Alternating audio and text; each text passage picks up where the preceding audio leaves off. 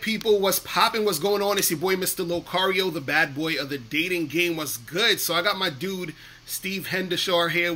I've known this guy forever, you know what I'm saying? So we've been out, you know, in the streets talking to girls and all this other good stuff. But Steve, what's going on? How you doing? What's up, man? What's going on? So today, though, we wanted to give you guys something special, man, because Steve has been traveling all across everywhere. You know what I'm saying? Getting girls. So we wanted to teach you guys how to get girls overseas, how to get girls when you leave the country, when you do different things like that. You know what I mean? So my question, first question to you is, you know, why should guys visit like overseas and other places? Like, what's sort of like the benefits of that? What have you seen that has made it like really good for you? Yeah, so there's a ton of stuff, but to really just put it into a condensed bullet points of stuff. Right. The first thing is, like, say we're from New York, right? Right. So all we know is the dating, world in New York, and you're in a bubble. You don't realize how much things could change when you leave that bubble. Right. All right. And now every city has pros and cons. So New York, don't get me wrong, it's a great city. I mean, the benefit of New York is the two big things I like about New York is it's unlimited amount of people, and the second thing is diversity. So you could get any type of chick here. Right. If you say, I want to meet a girl from Dominican Republic, you can go out and find her in New York City. You can find anything you want. So that's really cool. But now for me, the first thing I notice when I leave America, and New York in particular, but it's probably all of America is the same to a degree, people in general get fitter. All right, America, we have like an obesity problem. Right. So the first thing is everyone's fitter. So if girls are fitter and guys are fitter, everyone is generally going to look more attractive. All right, that's just common sense. That's health and attraction go together. Right.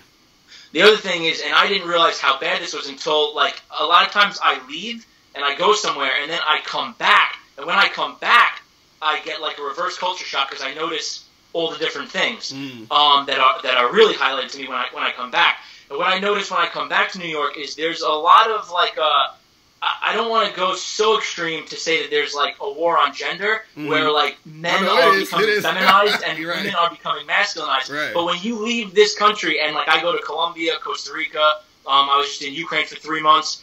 Women are super feminine and men are more masculine, and that's how their culture is. Right. So for dating, I absolutely love that. All right.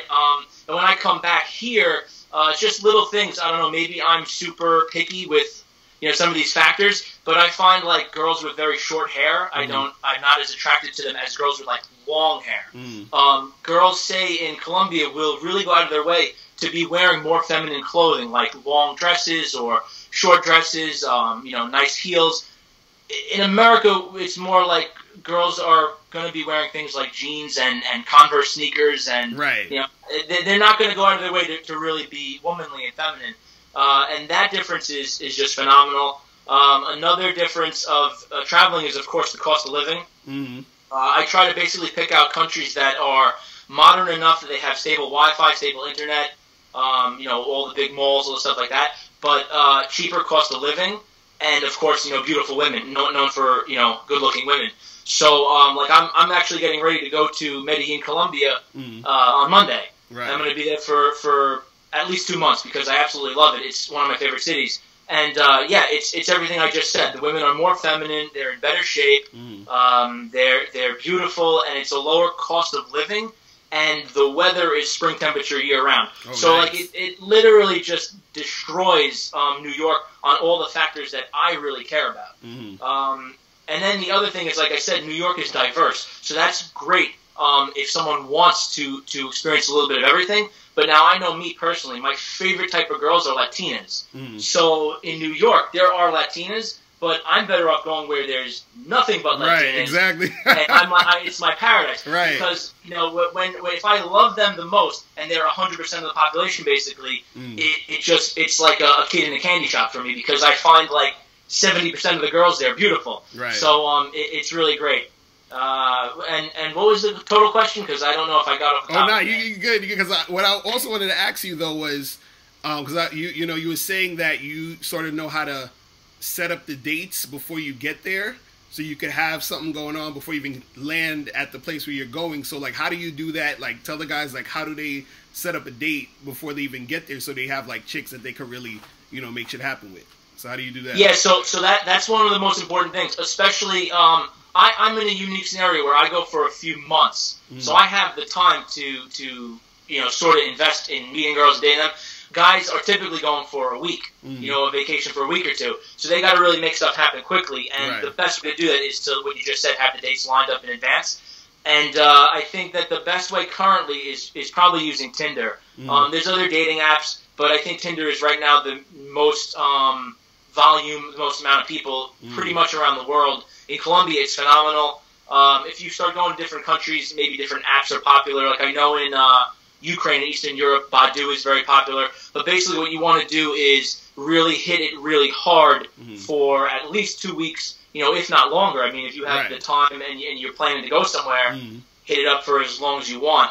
And be talking to the girls online. And I move them from Tinder to a texting app. So in Colombia, what's very popular is WhatsApp. So I'm going to get them from Tinder, get them to WhatsApp, and we're already discussing that we're going to hang out and see each other when I'm there. So, like, I'm going to land in Colombia, and I already have, I have a ton of girls' numbers because I go back. So I have girls I can hit up again, and I have, like, a lot of, let's call it rollover women that I know from going so much. But, yeah, you could set up a ton of dates just before you get there, and then even if, half flake, you still are going to have some dates. So if you could set up a date for every day of the week, you're gonna be fine, Right. And then of course, everyone is different. I don't typically do nightlife and like going out and partying and the same night late type of stuff from the nightlife. But a lot of guys do that. So if you're gonna do that, you could do that plus supplement it with the Tinder and the online dating stuff. And you sort of make it work no matter what you have to do. But I just like to really leverage the Tinder before I go. And then, me, I'm mainly about meeting girls in the daytime. Right. So I have some dates lined up through Tinder before I get there. And then I'm going to have fun and go out every day and talk to girls and meet girls in real life. And for me, that's paradise. Someone else might go have dates lined up through Tinder and then go to nightlife every night and go party. So you got to make it work for, whatever the guy is interested in. Nice. And so how do you get over the language barrier? Because I know there's going to be certain situations where, the girls might not speak English. How do you get that going? Because, if you're trying to get them off of Tinder, or let's say if you get there and you talk to the girls, but you don't really speak the language, what are some things that guys can do to really, make it happen with the girls around there? All right, so that's awesome. And this is the thing is, like, before I was traveling, I thought that the language barrier would be like a huge obstacle. Right. And it's just really not. So the first thing is realize that it's not as much of a problem as you think, because when you travel, you're basically the sexy foreign guy. So they're really interested in hanging out with you. Right. Just think, like, if there is a super hot Brazilian girl, in New York who has very limited English or no English, you really don't care because she's so hot and she's the foreign girl, Right. So that's sort of the same thing, like, they're just really interested to hang out with a foreign guy to a degree. So there's that. Then there's also, like, everyone has smartphones today. Everyone has Google Translate. As long as you're on internet or on Wi-Fi, you use the Translate for any, like, complex things you're trying to get across. Right. But really, if you're taking a girl out to go dancing or do something like that, it's more physical and you're having fun than, you're not having long conversations about the meaning of life and the universe. Right. You're not getting crazy stuff. But now the other thing I would say is you'd be surprised how popular English is. That it's basically like the world language now. Right. So, like, for instance, when you go to Ukraine or you go to, like, Poland or, like, any of these, like, countries in Europe, they know their language and they're all studying English in school.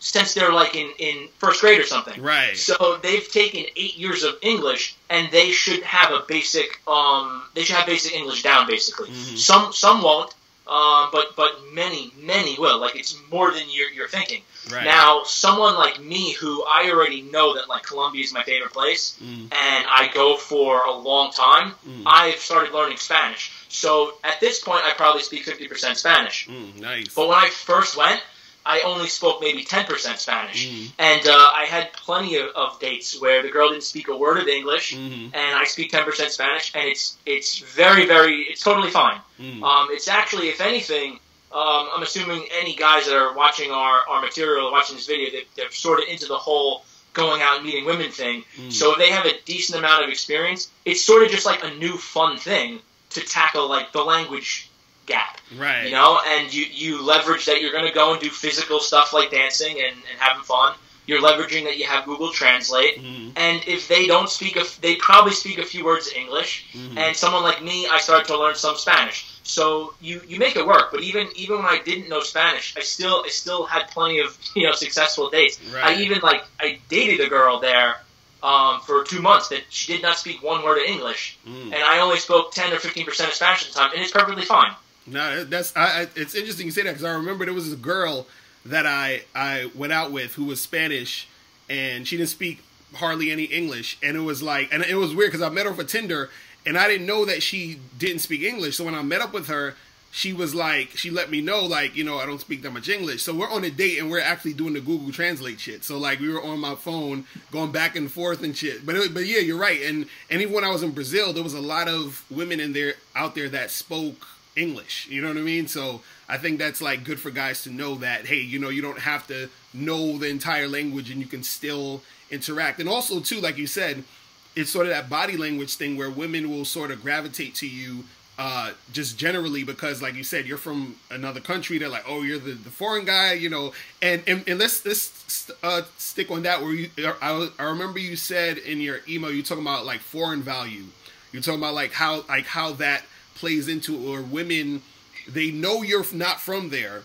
So it sort of like gives you, it makes you a little bit more valuable. They're like, oh my, wow, you're from America, or you're from here, you're from this other place or whatever that's over there. Like, so how does that play out when you're interacting with women, where women will be like, oh, this guy's from America? How does that like help you get things going?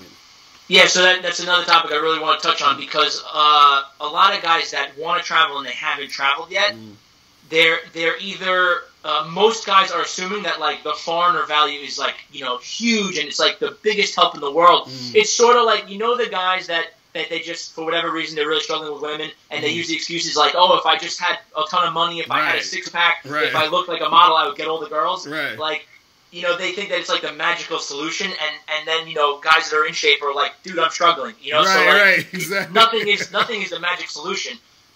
So if guys are going to travel thinking like, I am struggling with women and I suck, I have no skills in America, I'm going to go overseas, and I'm just going to instantly get supermodels and models because I'm American. Like, that's the only factor that you need. Like, hey, I'm American, I'm here, like, okay, you can marry me now. They're going to really be let down, because it's nothing quite like that. What it is like, you're going to just get an initial attention up front. That, like, when I'm walking, I'm clearly, a gringo in Colombia. They see me, and they're going to look at me. And but even if they look at me or make eye contact with me, I'm going to go and approach them if they're cute, because that's what I do. But I can easily see many, many guys not being able to do that. And yeah, they're just going to get stared at, and they're going to walk past the girl, and they're going to totally lose the opportunity. And the same thing with, if you can't, like, let's put it this way. I say there's some basic skills involved in meeting women. Like, you have to be able to engage them, whether it's at a club or in real life. You have to be the one that initiates, whether you want to call that an approach or whatever. You have to be able to, conversate with them and be smooth and be comfortable. And you got to be able to, like, escalate and move things along towards, hey, let's go for a walk. Let's go back by my apartment. Like, you have to be able to, end your dates at your apartment somehow. And if guys are just not able to do that, if they're completely lacking, let's just call that like the basic skills. If they're completely lacking those skills in America, they're probably not going to be able to go and hook up with girls or get laid or date girls overseas, because you're lacking the bare fundamentals. It's like trying to be like a boxer and not knowing how to throw a punch. You have to have some basic skills. Now, if a guy is just mediocre at everything, if he can approach, even if he's a little awkward, if he could have a conversation, even if it's not the best, and if he could be like, hey, you know what, let's go back to my apartment, I have like something I want to show you. Like, if he could sort of like just do those sort of things, what they're going to find, I think, is that, like I said, you get a little bit attention up front for being the foreigner.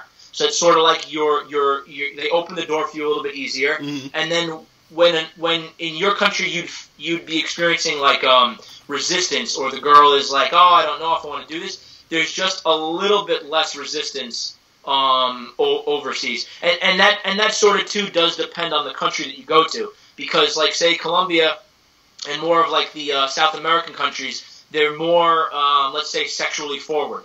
They're more passionate and they're less conservative in that respect. And now places like Ukraine was super conservative, and the dating culture is like the 1950s there. So you're going to get maybe more attention in Ukraine, but it's not necessarily going to make things go faster or anything like that. Right. You know? So it really depends where you're going, and you know how much you stand out. That's gonna affect it too.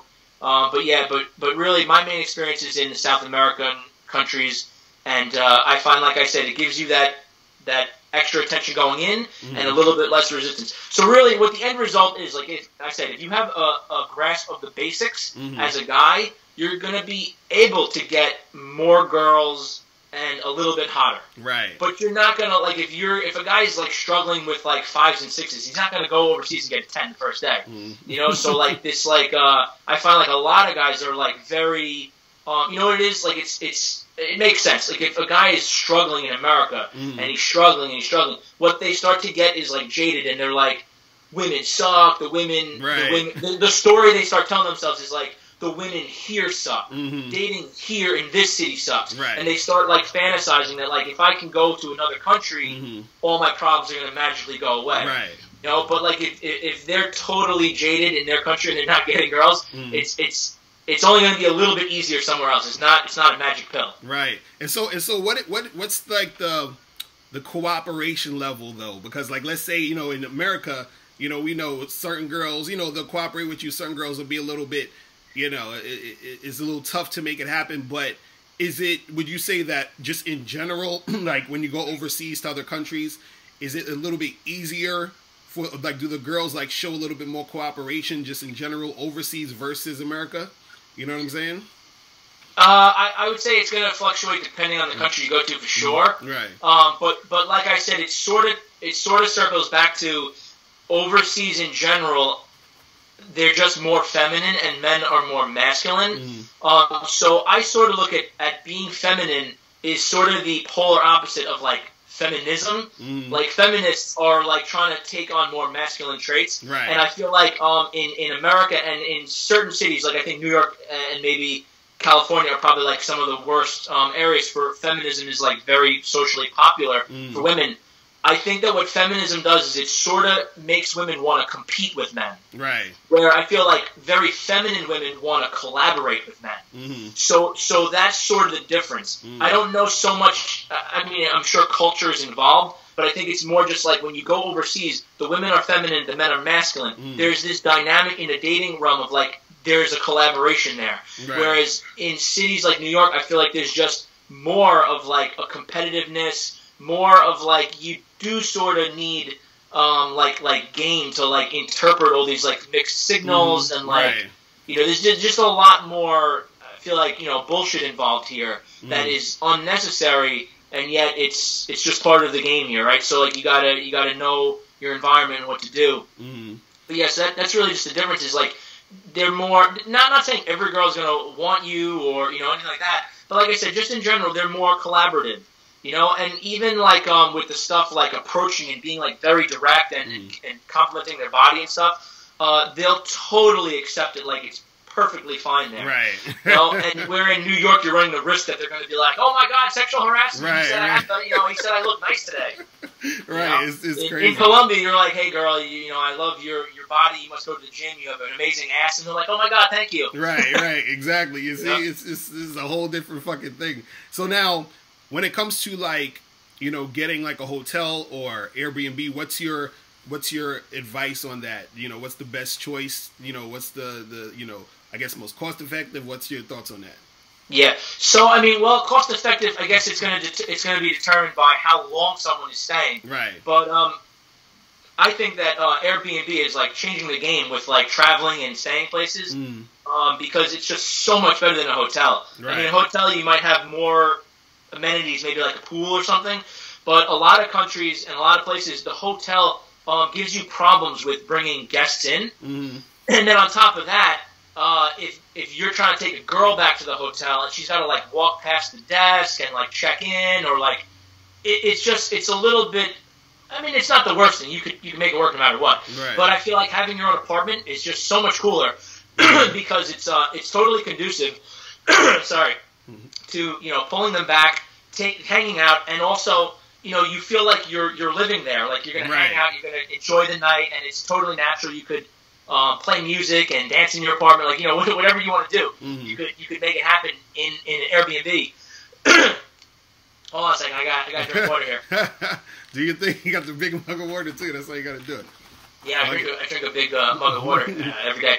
But yeah, so the Airbnb, I love it, and especially because like you can get really great logistics. Mm. I'll sort of learn a city like looking online, looking at Google Maps, and looking up where all the best stuff is. And I'll always pick an Airbnb that's like not like in the nightlife zone, but like a block or two away. Right. So I have quiet during the day when I work. A lot of stuff to walk around and do, and then yet you set up your dates at night, and you just walk them back to the apartment. So it's really convenient that way.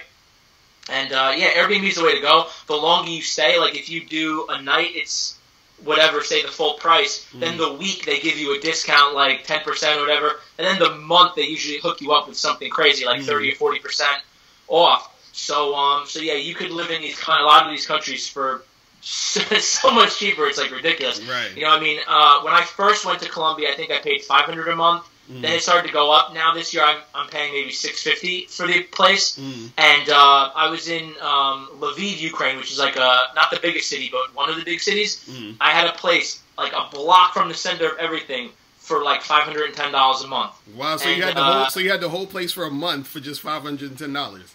Yeah, That's and it's crazy. like right in the front. It's like staying somewhere in Midtown Manhattan. Right. Like a sick location, like right near everything. That's dope.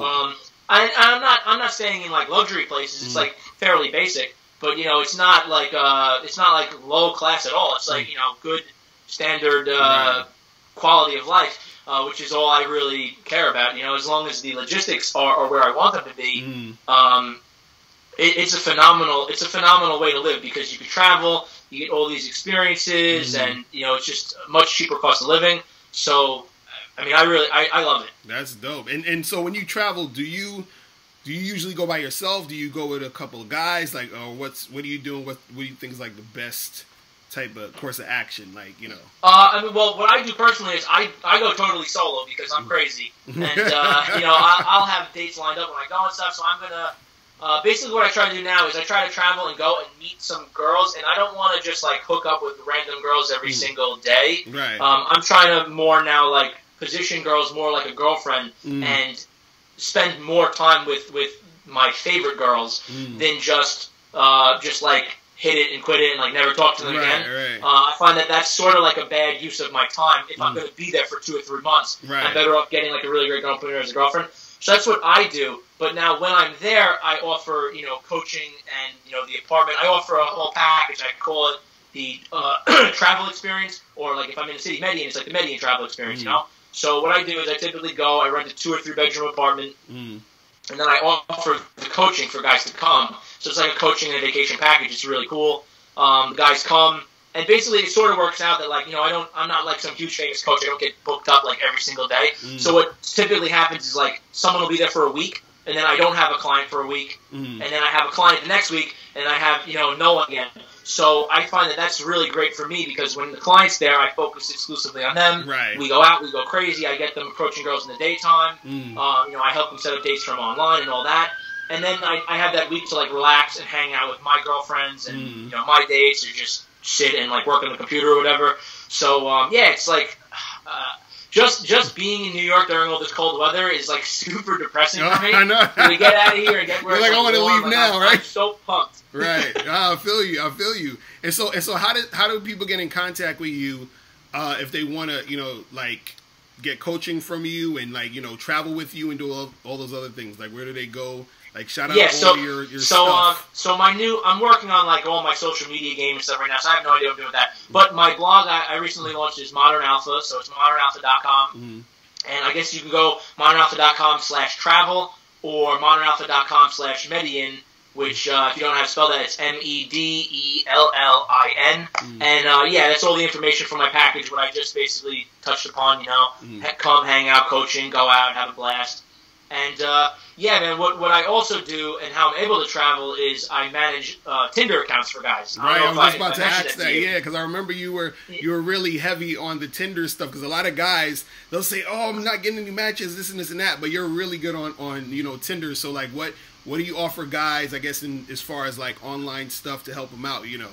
With their, yeah, so it's funny because I started doing the daytime coaching, and I was just really good with online myself at that time. Right. And a lot of guys were like, I don't really have the time to do daytime stuff or like nightlife. I want to just have online work for me. And I would give them advice, and I would give more advice, and it was very time intensive to like give this advice. And people started to be like, dude, can you just do this for me? Like, I'll pay you to do it for me. And I'm like, okay, like if you'll pay me, I'll totally do it for you. Right. So it sort of just started out of like a relation to the coaching, the in-person coaching. Right. And I've been doing the Tinder. Well, it started with online dating in general since 2014. So the last couple of years now, and it's going really good.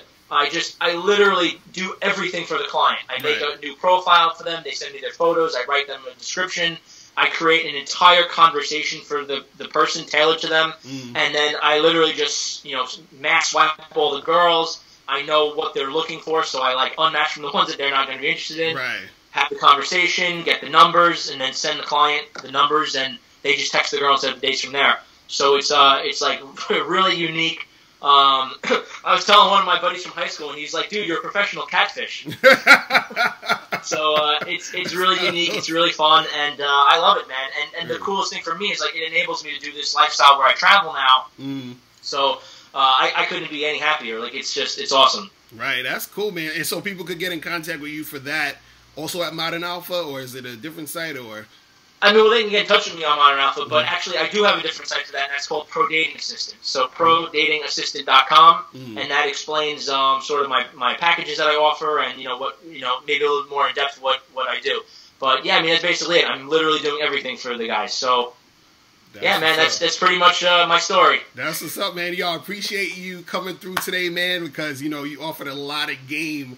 Especially with the overseas stuff, because I know a lot of guys have been thinking about that stuff, how to do it and everything. So guys, make sure you check out Steve at modernalpha.com and also prodatingassistant.com. Those two, right? Yeah, definitely, man. We got to do this again, too. We got to make this happen. I'm gonna probably hit you up when you're out there. You know what I'm saying? So I absolutely want to do that, definitely. Yeah, so we could have another, like a part 2 and, chop it up that way. But yeah, appreciate you coming through. Anything else you want to tell the people before we get out of here? I guess that's it, man. I mean, actually, there is something that's very important that we got to tell them. Right. 68% of Americans do not have a passport. Oh shit! So the first step, if you want to be like I joke around. I make it like a joke, but it's half joke and half serious. I have the International Players Club on Facebook, the Facebook group, and it's like joking, but it's a ton of fun. Most guys don't have a passport. Right. So, like, if you want to travel and meet girls and do this thing, like, I swear, I'm shocked at, like, how many dudes are like, oh, I want to go to Colombia, I want to go to Costa Rica. Right. I'm like, awesome, do it. Do you have a passport? Oh, no, I don't have a passport. Right. Dude, it's like you want to be a professional driver, but you don't have your driver's license. Right, like, right, you need exactly. the passport. That's step one to being, like, the international player, you know? Exactly. And then once you get the passport, then you could go buy your flights and your Airbnbs, and it's easy from there, you know? Right, definitely. So, guys, get the passports ready, man, so you guys can make it happen. But, yo, I appreciate you again for coming through. We got to do this one more time, 2 more times. We got to keep this shit going, man. I appreciate that. But, yo, thank you guys for watching. We are out of here. And remember, the truth is inside you. Peace. We are gone. We out of here. Later.